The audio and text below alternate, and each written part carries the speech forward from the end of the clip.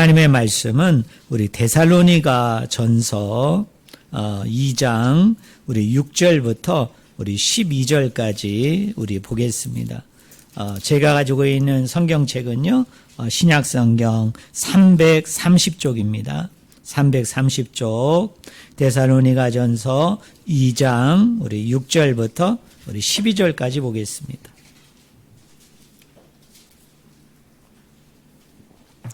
신약성경 330쪽 데살로니가 전서 2장 6절부터 12절까지 봅니다.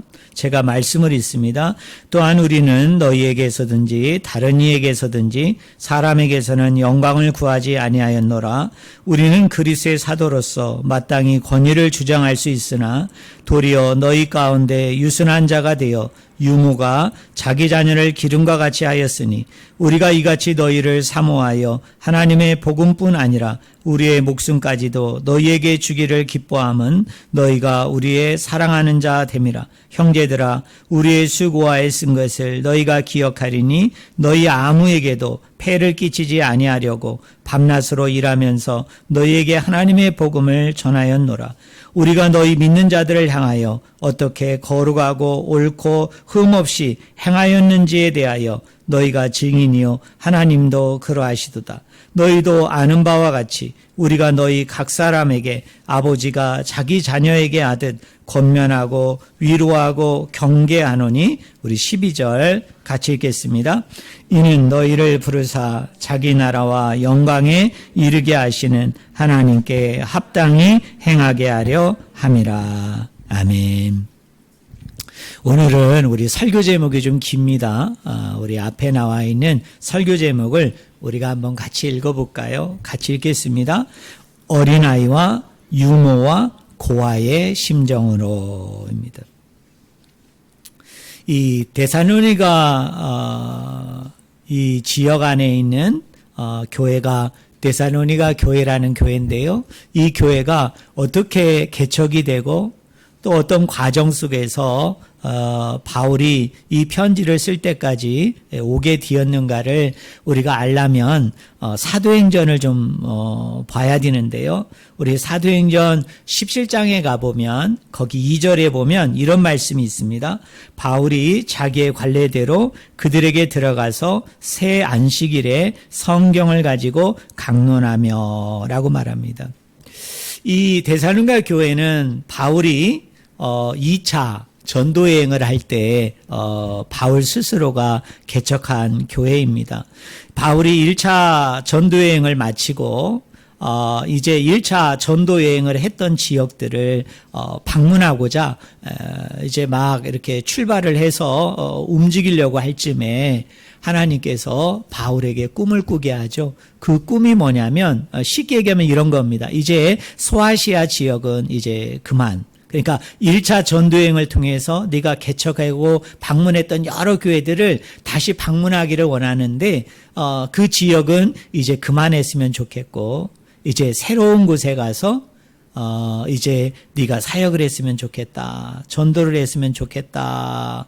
라는 것을 깨닫게 하기 위해서 바로 바울의 환상 중에 꿈 중에 어떤 한 사람이 나타나 가지고 그 사람이 바울을 이렇게 부르는 그 장면이 나오게 되어집니다. 그때 바울은 그 명령에 이제 순종하고 복종하는 마음으로 소아시아 지역에서 이제 마게도니아, 오늘날로 얘기한다면 이제 유럽 지역으로 이제 복음을 전하기 위해서, 말씀을 전하기 위해서 이제 그 지역을 이제 처음으로 이제 가게 되어집니다. 그래서 이 마게도니아의 첫 성읍, 첫 도시였던 빌립보 지역에 들어가서 이제 그곳에서 이제 복음을 전하게 되어지죠. 그리고 이제 세운 교회가 빌립보 교회고요. 그러나 그 빌립보 교회에서 바울이 복음을 전할 때 많은 어려움이 있었습니다. 많은 환난과 핍박이 있었고요. 또 복음을 전한다는 이유 때문에 감옥에 갇혀서 그곳에서 말로 다 할 수 없는 수모와 또 치욕과 또 박해를 받았습니다. 그래서 바울이 더 이상 빌립보에 머물 수가 없어서 그 다음 지역인 데살로니가라는 지역에 이제 오게 되어진 것이죠. 그런데 이 데살로니가 지역에서도 사역이 녹록지 않았습니다.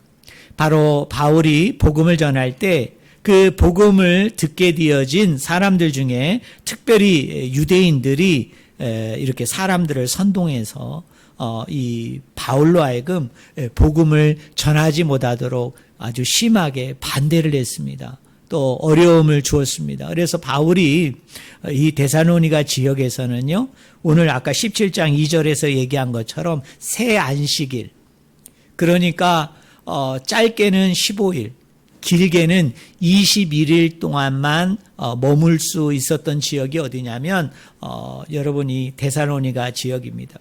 이 바울의 선교여행을 보면요, 고린도 지역 같은 데는 1년 8개월 동안 머무르면서 고린도에서 사역을 합니다. 에베소라는 지역에서는 바울이 무려 3년 동안 그 지역에 머물면서 교회를 개척했고, 또 그곳에 있는 사람들을 두란노 서원에 오게 해가지고 그곳에서 집중적으로 말씀으로 그들을 양육하고 훈련하고 리더와 지도자들을 세우는 과정들을 바울이 밟았거든요. 그러니까 평균적으로 약 1년 이상, 또 길게는 3년 그 언저리까지 바울이 이렇게 사역을 했어요. 그런데 놀라운 것은 바울이 개척한 여러 교회가 있는데, 특별히 데살로니가 지역에 개척했던 데살로니가 교회에서는 바울이 며칠 동안 머물렀다고요? 짧게는 15일, 길게는 며칠? 21일간 그 지역에 머물 수밖에 없었고, 바울이 떠나고 싶어서 떠난 게 아니라 유대인들이 많은 사람들을 선동해서 너무나도 극심하게 박해하고 핍박하니까 그 지역에 더 이상 있을 수가 없어서 이제 데살로니가를 떠나서 베레아에 이르게 되어지고, 또 베레아에서 또 복음을 전할 때요, 데살로니가 지역에 있는 사람들이 소문을 들은 거예요. 우리가 쫓아냈더니 베리아 지역에 가서도 열심히 복음을 전한다는 이야기를 듣고 이 사람들이 베리아 지역까지 쫓아가서 또 베리아 지역에서 바울을 핍박하고 반대하니까 이제 바울이 베리아 지역에서 어디로 가게 되어집니까? 아덴으로. 오늘날로 얘기한다면 그리스의 수도인 아테네까지 바울이 밀려가게 돼서 거기서 복음을 전하다가 또 거기서도 어려움을 당하자 고린도 지역에까지 바울이 오게 되어지는 것으로 제2차 전도여행이 이렇게 마감되어지는 것을 우리가 알 수 있습니다. 근데요, 이 데살로니가 전서 1장부터 마지막 5장을 보면 바울이 이렇게 15일 동안 21일 동안 아주 짧은 기간 동안에 데살로니가 교회에 머물다가 사역을 하다가 이제 쫓겨났잖아요.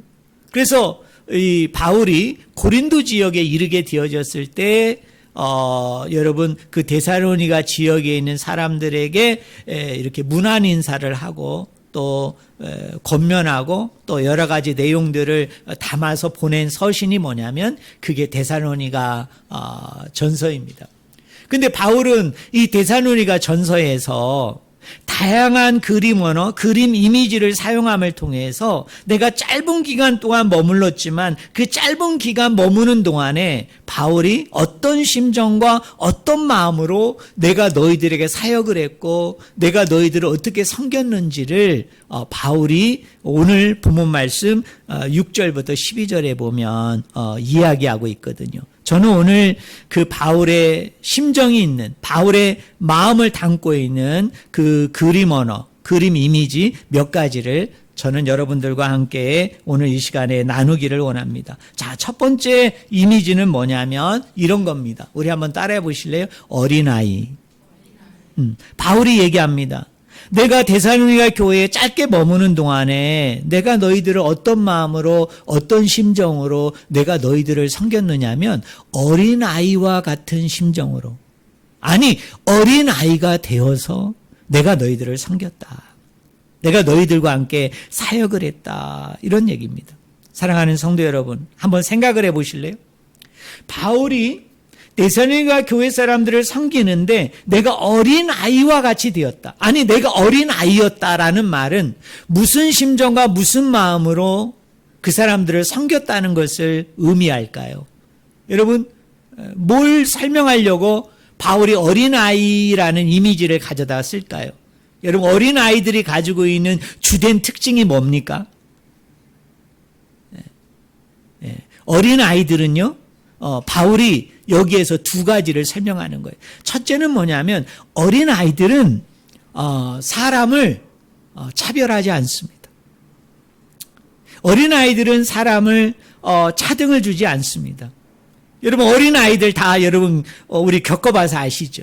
여러분 어린 아이가 아기가 사람들을 대할 때 이 사람은 유대인이기 때문에 되고 이 사람은 이방인이기 때문에 안 되고 이 사람은 지혜로운 사람이기 때문에 되고 이 사람은 어리석은 사람이기 때문에 안 되고 이 사람은 헬라 사람이기 때문에 되고 이 사람은 야만인 이기 때문에 안 되고 이 사람은 남자이기 때문에 되고 이 사람은 여자이기 때문에 되고 그런 게 있을까요? 없을까요? 어린아이는 없습니다. 바울이 그것을 이야기합니다. 내가 데살로니가 교회에 있을 때 내가 어떤 사람을 만나든 간에 어떤 사람들과 관계되어지든 간에 나는 어린아이가 되어서 내가 그 사람들을 만났고 그 사람들과 관계했고 그 사람들과 함께했다는 것입니다. 자, 두 번째로는요. 바울이 내가 어린아이가 됐다. 어린아이와 같이 내가 그 사람들을 대했다라고 얘기할 때 뭘 의미할까요? 어린아이의 특징이 뭡니까? 그 부모가 뭔가를 이야기할 때, 그 부모가 뭔가를 들려줄 때, 이 어린아이는 어떤 태도를 취하죠? 그 말에 쉽게 반응을 합니다. 그 말에 쉽게 여러분 따라오는 게 그게 뭐예요? 어린아이의 마음이에요. 아마 여기 부모님들은 자식을 키워봐서 알 거예요. 우리가 미운 5살, 6살이라고 얘기하지 않습니까? 그러나 5살, 6살 되기 전까지는 여러분 아이 키워보면 어때요? 특별히 우리 1살, 2살 됐을 때 아이들이 어떻죠? 여러분의 말 한마디 한마디에 여러분이 들려주는 소리 하나하나에 아이가 어떻게 합니까? 반응을 하죠. 그리고 그 부모가 들려주는 거에 이 아이가 어떻게 합니까? 잘 듣죠. 바울이 데살로니가 교회 사람들, 데살로니가 교인들을 섬길 때 그런 마음과 심정으로 섬겼다는 거예요. 내가 사도이기 때문에 내가 너희들을 인도해야 되는 리더이고 지도자이기 때문에 그런 관점에서 그런 입장에서 데살로니가 사람들을 대하고 상대한 게 아니고요. 바울은 어떤 심정과 마음으로 그 사람들을 대했느냐면 마치 자기가 어린 아이로서 부모를 대하는 것처럼 자기가 어린 아이로서 어른들을 대하는 것처럼 어린아이의 심정과 마음으로 그들이 무엇을 이야기하든 무엇을 자기에게 들려주든 그때그때마다 즉각적으로 반응을 보이면서 그들 안에 머무르면서 그들과 함께 동화되어졌다라고 바울이 표현하는 게 뭐냐면 그게 어린아이와 같은 마음으로 자기가 그렇게 대했다는 거예요. 그것이 바울의 심정입니다. 여러분 그것이 바울의 마음인 것을 우리가 깨달았으면 좋겠습니다. 사랑하는 성도 여러분, 우리가 교회 공동체이든 가정 공동체이든 일터의 공동체이든 마찬가지죠. 내가 비록 리더이지만 내가 비록 지도자이지만 책임자이지만 그러나 내가 직원들을 대하고 내가 내 가족들을 대하고 내가 내 성도들을 대할 때는 어떤 마음과 심정으로 대해야 됩니까? 어린아이와 같은 또 어린아이가 되어서 그 사람들을 대할 수 있는 그런 사람들이 되어야 된다는 것입니다. 어린아이와 같이 된다는 말이 무슨 말이에요? 그들의 말에, 그들의 행동에 대해서, 그들이 이것저것 들려주는 거에 대해서 그때그때마다 제대로 반응하는, 그때그때마다 곧바로 반응하고 그들의 눈높이에서, 아니 그들 속에 안에 머무르면서 그들과 하나가 되고 그들이 그들과 함께 동화되어지는 모습으로 그들을 섬기는 그런 일들이 저는 여러분들이 섬기는 공동체 가운데 날마다 일어나기를 주님의 이름으로 간절히 축원을 드립니다. 바울이 두 번째로 사용한 이미지는 따라하겠습니다. 보양자. 네, 보양자의 이미지입니다. 여러분, 보양자가 뭘까요? 유모입니다. 유모를 보양자라고 말합니다. 여러분, 오늘 본문 말씀 2장 7절을 한번 보세요. 2장 7절에 이런 말이 있죠. 유모가 자기 자녀를 기름과 같이 하였으니입니다. 자, 여러분, 저를 보세요. 바울 당시에 유모는요, 직업인데, 이 유모는 누구를 기르는 자입니까? 누구를 돌보는 자입니까? 유모는 주인의 자녀를 돌보는 사람이죠. 주인의 자녀를 대상으로 일하는 사람이 누구입니까? 유모예요.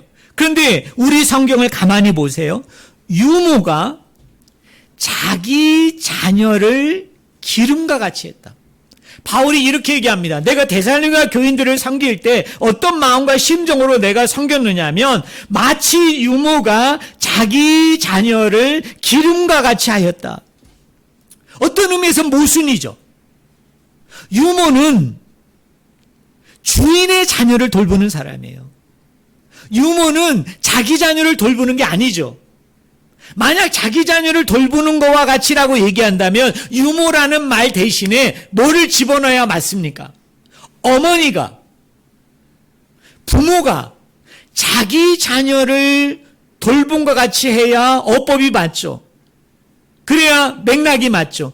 근데 바울은 뭐라고 얘기하느냐면 유모가 자기 자녀를 돌봄과 같이 했다는 말이에요. 우리는 여기서 아주 엄청난 놀라운 교훈을 발견할 수 있는 거예요.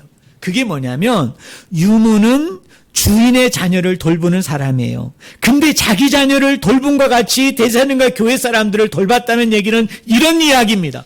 아침에 주인의 집에 출근해서 몇 시까지는 모르지만 밤늦도록 주인의 자녀를 돌본 것입니다. 그리고 난 후에 그 피곤한 몸을 가지고 집에 와서 그때부터 누구를 돌본 겁니까? 자기 자녀를 돌본 것입니다. 자기 자녀를 기른 것입니다. 내가 데살로니가 교회 사람들을 그렇게 돌봤다는 것입니다. 이 이야기는 뭐냐면 바울이요, 자비랑 선교사였습니다. 당연히 바울은 자기가 섬기고 있는 교회에서 월급을 받을 수 있었어요. 쉬운 말로 얘기하면. 삭스를 받을 수 있었습니다. 그렇지만 그 교회 형편이 어려울 때는, 그 교회 형편이 여의치 않을 때는, 또 그 교회에 있는 성도들이 그 삭스를 받는 데 있어서 곱지 않은 시선으로 바라보거나 대할 때는 바울이 그들이 시험 드는 것을 막고자, 한 영혼이라도 더 구원하고자 바울이 그 교회에서 월급 받는 것, 싹 받는 그 기득권을, 권리를 바울이 스스로 포기하고 바울이 오늘날로 얘기하면 목사가 이중직을 가진 거예요. 자비랑으로 일하게 된 것입니다. 또 바울이 이렇게 한 이유가 있었습니다. 그것이 뭐냐면 이 데살로니가라는 이 지역은 마게도니아라는 나라의 수도였습니다. 그만큼 엄청나게 발달된 도시였습니다. 근데 이 도시 안에 어떤 사람들이 있었느냐면 일명 철학자라고 얘기하는 소피스트들이 있었습니다. 이 소피스트들은 어떻게 일상을 이렇게 꾸려나갔느냐면요, 이 사람들은 이런 식으로 했어요. 거리나 광장에 가서 사람들을 모아놓고 자기의 지혜를 팝니다. 자기의 지식을 팝니다. 쉽게 얘기하면 많은 이 소피스트들, 지혜자들이요, 어떻게 하느냐면 사람들을 모아놓고 자기의 지혜를 막 얘기하는 거예요. 자기가 알고 있는 지식을 막 얘기하는 겁니다. 그럼 사람들이 그 이야기를 다 듣고 난 후에 어떻게 합니까? 광장에 마련된 주머니에다가 아니면 그 사람이 앉아있는 그 앞자리에다가 어떻게 합니까? 이 화폐를, 동전을 던지는 거예요. 그러면 그거를 다 이렇게 모아가지고 그걸로 어떻게 했느냐면 생활을 한 거예요. 이러다 보니까 바울이 개척하지 않았던 몇몇 교회에서 이 바울이 교회에서 이렇게 월급과 사례를 받으려고 하다 보니까 적지 않은 사람들 중에 이렇게 얘기하는 사람들이 있었던 거예요. 그게 뭐냐면 저 세상 밖의 소피스트들과 오늘 이 교회 안에서 있는 바울 선생과 뭐가 다르냐는 거예요. 자, 밖에 있는 소피스트들도 어차피 자기 지혜와 지식을 팔아서 거기서 돈을 받아서 삶을 꾸려나가는 것이고, 바울은 교회라는 울타리 안에, 회당이라는 울타리 안에서 지혜와 지식을 팔아서 결론은 뭐예요? 거기서 월급을 받는 거예요. 사례를 받는 거예요. 그러니 바울을 조롱하고 멸시하는 사람들 중에 어떤 사람들이 있었느냐 하면 그도 역시 뭐일 뿐이다? 소피스트. 일종의 자기 지혜와 지식을 팔아서 자기 배를 채우는, 자기 삶을 이끌어 나가는 소피스트밖에 안 되는구나라는 비아냥들이 많았기 때문에 바울은 특별히 그런 오해를 불식시키고자 바울은 무슨 일을 했느냐면 자비랑 선교사로 일했어요. 자비랑 목회자로 일했어요. 그러니까 다른 사람들과 같이 주간에는 무슨 일을 하고 직업을 가지고 일을 하는 거예요. 그리고 퇴근 이후에 피곤한 몸을 가지고 와서 뭐를 했습니까? 성도들에게 복음을 전하고 말씀을 전하고 그런 일을 했다는 것입니다. 그러면서 바울이 뭐라고 얘기하느냐면 유모가 낮에 아침에 주인의 자녀를 돌봐가지고 오늘날로 얘기하면 쉽게 파김치가 튀어질 정도로 엄청나게 피곤하죠. 엄청나게 지친 몸을 가지고 와서 쉬지를 아니하고 자기 자녀를 기름과 같이 내가 데살로니가 교회 너희 사람들을, 너희 교인들을 내가 그렇게 보양자로 유모로 내가 너희를 그렇게 섬겼다라고 이야기합니다. 특별히 사도행전 19장 9절을 보면요, 바울이 이런 말을 합니다. 어떤 사람들은 마음이 굳어 순종하지 않고 무리 앞에서 이 도를 비방하거늘 바울이 그들을 떠나 제자들을 따로 세우고 두란노 서원에서 날마다 강론하니라. 바울이 에베소 지역에 있을 때 두란노 서원이라는 데를 임대한 거예요. 임대해서 그 건물 안에서 사람들을 모아서 가르쳤는데요. 이 말씀이 나와 있는 다른 사본들을 갖다가 찾아보니까요, 다른 사본에서는 이렇게 기록했습니다. 오전 11시부터 오후 4시까지 매일같이 바울이 두란노 서원이라는 임대한 건물 안에서 에베소 교회 성도들을 열심히 말씀을 가르쳤다는 것입니다. 여러분 한번 생각해 봅시다. 왜 오전 11시부터 오후 4시였을까요? 우리나라 정서로는 이해가 안 돼요. 근데 제가 이집트라는 나라를 갔다가 제가 성지순례 갔을 때 저는 이해를 했어요. 이 말씀을. 여러분, 이 사막지대는요, 언제 쉬는 줄 아세요? 오전 11시부터 오후 4시까지 쉽니다. 노동을 하지 않아요. 왜? 너무너무 더워요.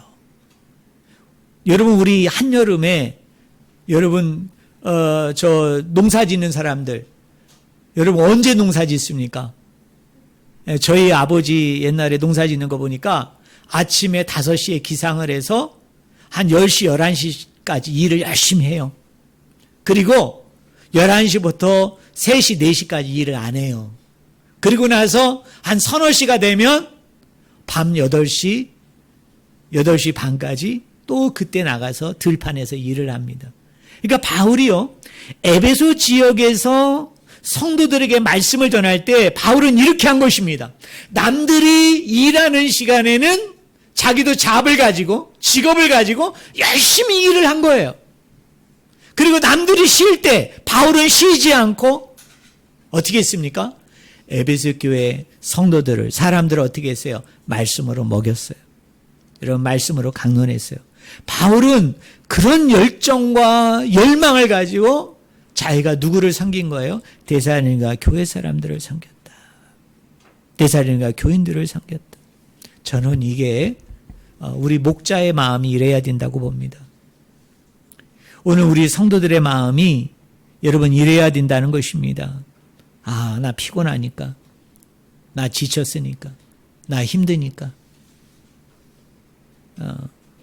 여러분 그런 마음이 아니고, 비록 상황이 따라주지 못하고 여건과 환경이 따라주지를 못해서 내가 일할 수밖에 없지만, 그러나 그 일하는 것으로 끝나는 게 아니라 그 일을 다 하고 난 후에 내 몸이 지치지만, 내 몸이 허기지지만, 내 몸이 탈진이 되어졌지만, 그럼에도 불구하고 양이 있기 때문에, 나를 기다리는 성도들이 있기 때문에, 하나님이 나에게 맡기신 하나님의 자녀들이 있기 때문에 그들에게 목양할 수 있는, 그들에게 말씀과 꼴을 먹일 수 있는 그런 마음들이, 여러분 그것이 바로 목자의 심정이고 그게 바로 목양자의 마음이라는 것을 저는 우리 성도님들이 분명히 기억하기를 주님의 이름으로 간절히 축원을 드립니다. 오늘 우리가 읽지는 않았습니다만 한번 말씀을 한번 같이 보실래요? 19절 한번 볼까요? 2장 19절. 우리 2장 19절. 데살로니가전서 2장 19절. 우리 같이 읽겠습니다. 같이 읽습니다. 우리의 소망이나 기쁨이나 자랑의 면류관이 무엇이냐? 그가 강림하실 때 우리 주 예수 앞에 너희가 아니냐? 자, 저를 보세요. 우리의 소망이 누구냐는 거예요. 여러분, 우리의 기쁨이 무엇이냐? 우리의 자랑의 면류관이 무엇이냐는 것입니다. 많은 분들은 이거를 뭘로 생각합니까? 우리가 나중에 죽게 되어졌을 때 천국에 가면, 아버지의 나라에 가게 되어지면 하나님이 저와 여러분에게 머리에다 씌워줄 뭘로 생각해요? 면류관으로 생각을 해요. 이거는요, 문맥을 상 무시하는 거예요. 그 말씀의 흐름을 상 무시하는 거예요. 바울이 그런 맥락에서 얘기하는 게 아니에요. 그런 흐름에서 얘기하는 게 아니에요. 바울이 이렇게 얘기합니다. 우리의 소망이나 기쁨이나 자랑의 면류관이 무엇이냐? 따라하겠습니다. 너희가 아니냐? 따라하겠습니다. 너희가 아니냐? 너희는 누굽니까? 데살로니가 교인들이죠. 데살로니가 사람들이죠. 바울은 이렇게 얘기합니다. 데살로니가 교인들이요, 너희들이 나의 뭐라는 거예요? 나의 소망이고 나의 기쁨이고 나의 면류관이에요. 바울이요, 세 번째 이미지입니다. 뭐의 심정으로 이들을 바라봤기 때문에 이들이 나의 기쁨이고 이들이 나의 자랑이고 이들이 나의 소망이라고 그랬을까요? 나의 면류관이라고 그랬을까요? 우리 자녀를 낳아보신 분들, 자녀를 낳았을 때 그 부모가 그 자녀를 보면 그 자녀가 그 사람에게 뭐입니까? 그 자녀가 내 기쁨이죠. 그 자녀가 내 자랑이에요. 그 자녀가 내 소망이죠. 내 면류관이죠. 내 선물이란 말이에요. 바울은 지금 데살로니가 교인들을 향해서 그런 심정으로, 그런 마음으로 섬겼다는 거예요. 나는 사도이기 때문에, 나는 하나님이 세우신 일꾼이고 리더이기 때문에 그 성도들을 바라볼 때 그냥 교인으로 보지 않았어요. 내가 명령하고 내가 지시하고 내가 어떻게 해야 되는 사람들로 보지 않았어요. 바울은 마치 이렇게 얘기합니다. 내가 아버지가 돼서, 어머니가 돼서 내 품 안에 있는 자식을 보면서 내가 이 자식을 내 기쁨으로 여기듯이, 내 소망으로 여기듯이, 내 자랑으로 여기듯이, 내 면류관으로 여기듯이 내가 그들을 그렇게 대했다는 것입니다. 죽어서 받게 되는 면류관이 아닙니다. 상급이 아닙니다. 바울은 지금 자기의 심정을 그렇게 표현하는 거예요. 자기의 마음을 그렇게 표현하는 거예요. 사랑하는 성도 여러분, 제대로 된 목회자, 제대로 된 목자, 목양자는 어떤 사람입니까? 성도들 한 사람 한 사람을 볼 때 교인으로 보는 게 아니라, 사람으로 보는 게 아니라, 내가 부모가 돼서 그 교인 한 사람 한 사람이 내 기쁨이요, 내 소망이요, 내 자랑이요, 내 면류관이라고 봐야 되는 거예요. 눈에 넣어도 안 아픈 그런 사람으로 보라는 것입니다. 사랑하는 성도 여러분, 우리 교회 안에 성도들도 마찬가지입니다. 우리가 서로를 볼 때 우리가 바울의 심정과 마음으로 그 사람을 봐야 돼요. 이 성도는 내 기쁨이야. 이 성도는 내 소망이야. 이 성도는 내 자랑이야. 이 성도는 뭐입니까? 내 면류관이야. 그래서 눈에 넣어도 안 아픈 그런 마음과 심정으로 우리가 대해야 됩니다. 결론적으로요, 저는 바울의 이러한 그림 이미지, 이러한 그림 언어들을 제가 묵상을 할 때 한 분이 떠오르는 거예요. 그분이 누구냐? 바로 예수 그리스도이십니다. 우리 예수 그리스도도 어린아이와 같이 어린아이가 되셔서 우리와 함께 하신 분입니다. 왕이지만, 하나님이지만 자기의 자리를 비우시고 자신의 위치를 비우시고 철저히 낮아지심으로 우리와 함께 눈높이를 맞추시고 그 자리에서 우리 안에 깊숙이 들어와서 우리 한복판에 서서 우리와 동화되어졌던 분이 누구십니까? 그분이 바로 예수 그리스도이십니다. 또한 우리 예수 그리스도는 우리의 유모가 되어서, 우리의 보양자가 되어서 그 지친 몸을 가지고, 그 피곤한 몸을 가지고, 그 탈진한 몸을 가지고 퇴근해서 와서 그 양들을 돌보고 살폈듯이 우리 예수님도 역시 그런 모습으로, 그런 내용으로 저와 여러분을 섬기어 준 줄로 믿습니다. 또한 우리 예수님께서는 그가 유대인이나 헬라인이나, 그가 남자나 여자나, 그가 종이나 자유자나, 오늘 우리로 얘기하면 좌익이면 어떻고 여러분 우익이면 어떻습니까? 하나님은 구별하지 않아요. 하나님은 차별하지 않습니다. 하나님은 그 사람이 어떤 사람이든 아버지의 마음을 가지고, 부모의 심정을 가지고 우리를 향해서 이렇게 얘기합니다. 너는 나의 기쁨이야. 너는 나의 소망이야. 너는 나의 자랑의 면류관이야. 여러분 믿으십니까? 우리 예수님에게, 하나님에게 여러분은 자랑거리예요. 여러분이 그런 자긍심과 자부심을 좀 가지셨으면 좋겠어요. 여러분, 병든 부모는요, 이상한 부모는요, 자기 자식을 부끄럽게 생각해요. 남들에게 보이고 싶어 하지 않아요. 그러나 건강한 부모는 어떻습니까? 내 자식이 못생겨도, 내 자식이 장애인이어도, 내 자식이 밀어내도, 어리석어도, 모자라도, 다른 사람들은 비아냥거리고 조롱하고 우롱할지는 모르지만 우리 예수님에게는, 부모님에게는 그 자식이 자랑인 거예요. 왜? 내 자식이니까. 여러분, 데살로니가 교회 사람들이 다른 성도들에 비해서, 다른 교회에 비해서 뭔가 위대하고 특출나고 대단하니까 바울이 그렇게 얘기한 겁니까? 다른 교회들 보고 이 사람들은 내 소망이요, 기쁨이요, 자랑의 면류관이라고 얘기한 게 아닙니다. 그들도 부족했습니다. 그들도 모자랐습니다. 그들도 많은 부분에서는 없는 사람들이었습니다.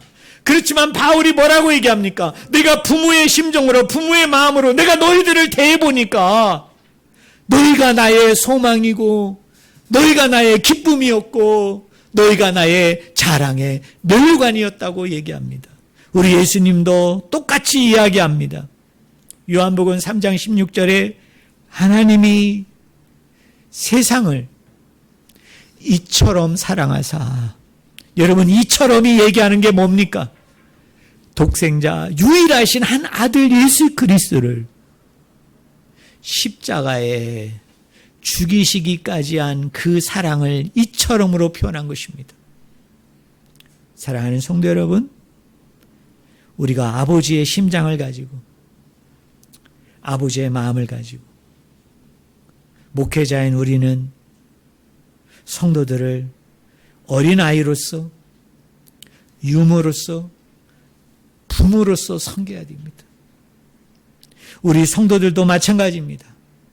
여러분, 가정 안에서 내가 가족들을 대하고 직장 안에서 내가 직원들과 그리고 동료들을 대하고 내가 어느 곳에서 어떤 관계하는 사람들, 교회 안에서 내가 성도들을 대하고 교우들을 대하고 교인들을 대할 때 저는 여러분들이 예수 그리스도의 심정과 마음을 가지고 어린아이가 되기를 주님의 이름으로 축원을 드립니다. 유모가 되기를 바랍니다. 여러분, 아버지가 되기를 바랍니다. 어머니가 되기를 바랍니다. 그런 본분과 사명 가운데 순종하고 복종하는 저와 여러분이 되기를 주님의 이름으로 간절히 축원을 드립니다. 기도합니다. 하나님 아버지, 그렇습니다.